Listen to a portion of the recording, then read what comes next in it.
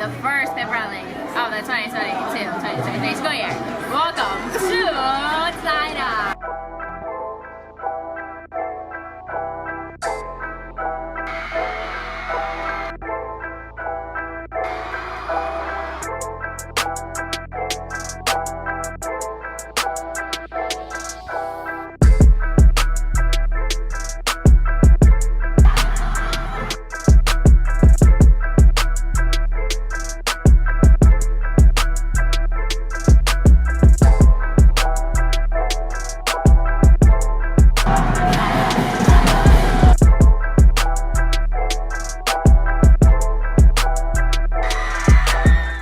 Longhorns, I'm Rio Wentz, and welcome back to JFD TV for Friday, September the 23rd. For this week's top story, the livestock show is right around the corner. Here's reporter Israel Whitaker to see how our FFA students are preparing. What is livestock show? So the livestock show is where kids from different schools who are in FFA go to show their animals and show off their hard work that they've done all summer. How much work does it take to prepare? It usually takes from January all the way up until September. It's a summer show, so their whole summer is dedicated to these animals. What are you doing to prepare for the livestock? So this whole week I've taken my steer up to the breeder to make sure that he's all clipped and trimmed and ready to go. And then for my other animals, they will be getting clipped as well. And you just kind of de-stress the week before show to prepare. When is the livestock show? The livestock show starts in September. We have all the different dates right here for the rabbits, hogs, lambs, goats, poultry, heifers, steers, and floral. And then the auction day is going to be the 29th. Reporter for JFD TV, this is Israel Whitaker. Recently, Mrs. Alexander has been inviting special guests down to her classroom. With more, here's reporter Shara Balanta. Tell us about the guest speakers that are coming to your classroom. So we've had a lot of people come and visit our AP English class to talk about some of their favorite books and some of the things that have inspired a lifetime of learning. So we've had Mr. Sink talk about the flags of our fathers because his grandfather had also fought in Iwo Jima. We've had Miss Griffin talk about her love of Russian literature. We've had Miss Calderero who talked about all things puffins and all the amazing things that she's done in Iceland to help save them, along with all of our other lovely visitors that we have listed up here with all of their recommendations. And who is welcome? We welcome anyone who wants to come by and share with us anything that they're currently reading or any books that have been really important in their life. We would love to have you swing on by. And what are most of them talking about? Oh, we've had a range of topics. So Mr. Thomas talked about amazing checklists that a bunch of people in different fields have used to be successful. We've had, Miss Haynes and Miss Davis are in a book club for World War II fiction books. And so they do this thing where they each buy books and then they switch. So they've talked a lot about those. And then we had Miss Richardson come in today who read us a children's book about being stretched too thin and about how to deal with stress. So they've ranged from children's books to some of their favorite books to modern day things to war. So kind of runs the whole gamut. And now, here's sports. I'm Tiana Curtis, and your Longhorn Sports Report starts now.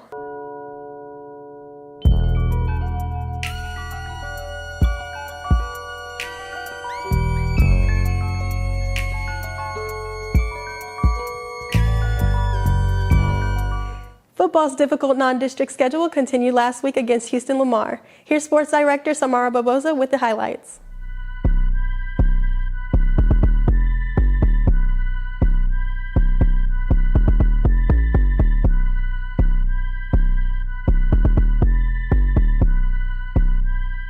Hit 'em up, Dazo.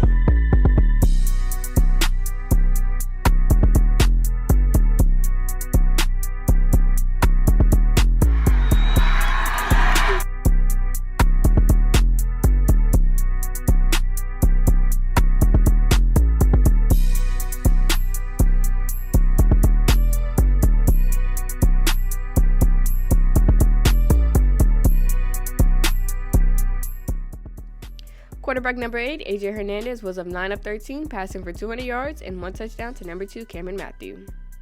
Once again, the defense was led by number 1, Nigel Hill. What will the team do to succeed next game? We correcting errors, working more as a team because there's a lot of finger pointing, and that's not good for teamwork. We're gonna be at practice, working a lot, working hard, and really just coming together as a team. I mean, we could just hustle. That's about it. I mean, our team know what we're doing. We got communication. We all play for each other, so we just gonna do what we got to do. What are some of the team's weaknesses that you see on the field? You know, we letting like small errors get to us, and then we getting emotional over those, and that's not cool. You know, we got to keep our cool. Some of the weaknesses, we're not all communicating. That's why I said we gotta get better communication between each other. I can say teamwork. We have a lot of pointing fingers, especially on the defensive side of the ball when plays go wrong. So if we fix that, we'll be straight. Will this affect the way the team plays in district? Nah, we finna correct that in practice. We straight. We green.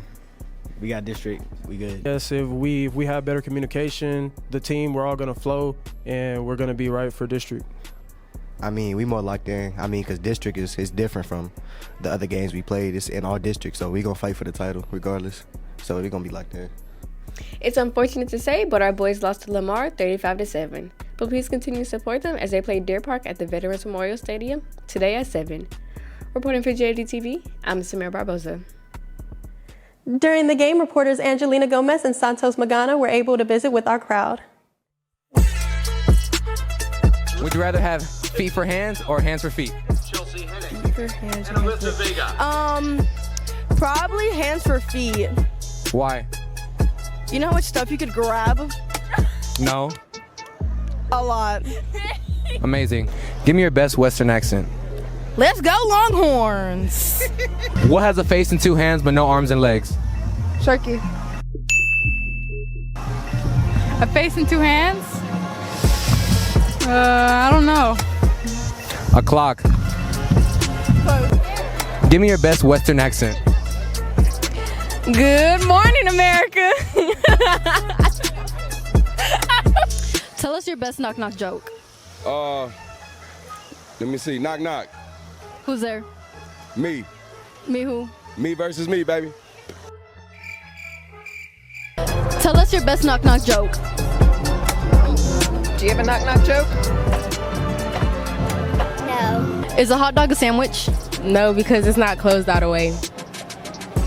Like, it's like a taco, because it's like the bread is still connected, you know? Bread is still connected, you know? Bread is still connected, you know? Yeah. Here's this week's District Roundup. I'm Samir Barboza, and I'm back with your Week 4 District 22 6A Roundup.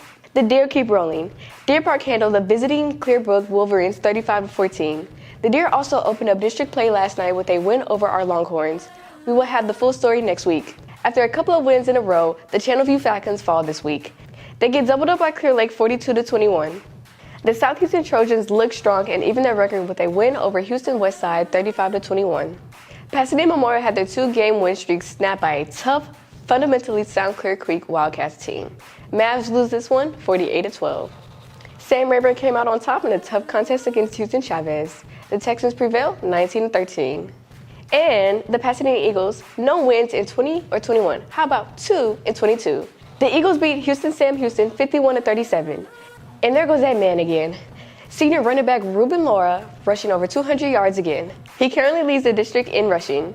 And who's in second place? Sophomore quarterback and teammate, number 7 Elijah Cruz. Keep it up, Eagles. And that will do it for your Week 4 Roundup. Now, back to the studio. Volleyball continued district play. Here's reporter Adrienne McDonald with the details.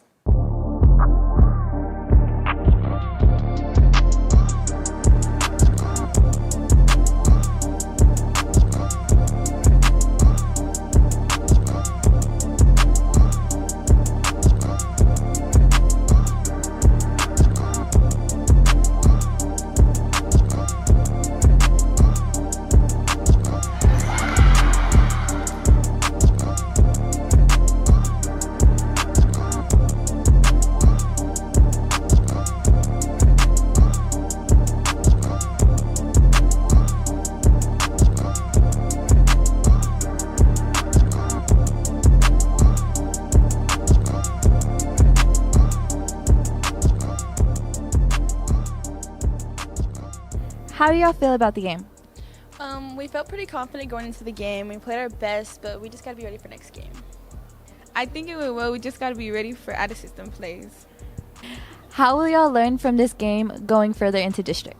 Staying consistent and playing our game. And not playing on their level. Unfortunately, our Lady Longhorns finished short with a score of 2-3.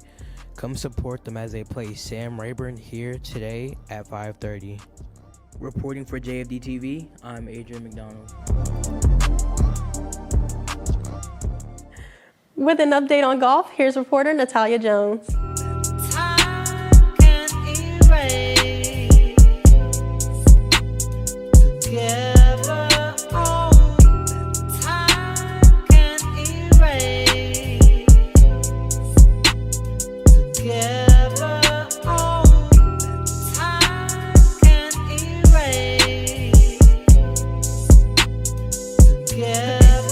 When is the fundraiser and what is the cause? So the fundraiser will be held on November 12th and it's for the Dobie Golf. What activities will you have for the people who will attend? We'll have a mobile gaming theater, we'll have laser tag, archery tag, foam party, we'll also have face painting. What are y'all doing to help you prepare for the new season? We're definitely practicing a lot and making sure that we're on game, we're resting up and playing hard whenever we get to the course. Make sure you support your Dobie Golf team. Reporting for JFD TV, I'm Natalia Jones. That will do it for your Longhorn Sports Report. Now back to Maria in the studio. Thanks, Tiana. Here's reporter Vivian Nguyen with a quick reminder of this year's Dig Pink shirt. It is that time of the year again for us to partner with the Dig Pink Foundation and show our support for Breast Cancer Awareness Month. All orders are due by September 26. For more information, contact Ms. Sheffer. Reporting for JFD TV, I'm Vivian Nguyen. Reporter Desmond Olivier hit the cafeteria to see if you guys have a good sense of humor. Would you rather lose all your toes or all your fingers? My toes. If I lose all my toes, then I can't walk. No, you can still walk on the bottom of your foot. You're right, but I have to walk like a duck. Like you.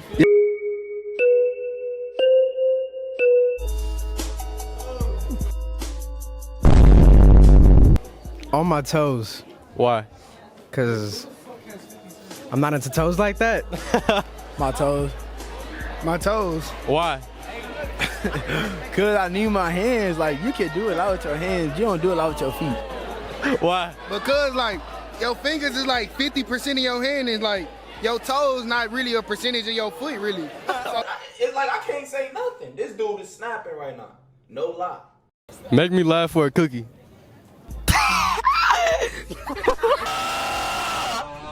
What's the difference between apples and orphans? What? Apples always get picked. I should pay you. Why? Because the police said pay the fine. Got him. You look like Bert from Sesame Street.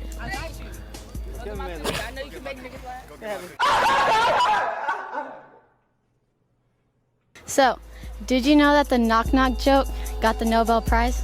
Get it? Nobel. That's why they knock.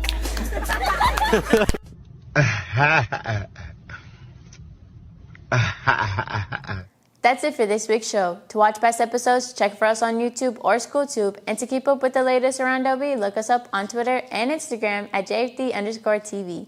Have a great weekend, and we'll be back here next week with a brand new show. I'm gonna keep trying, keep trying. I'm gonna keep trying. Well, now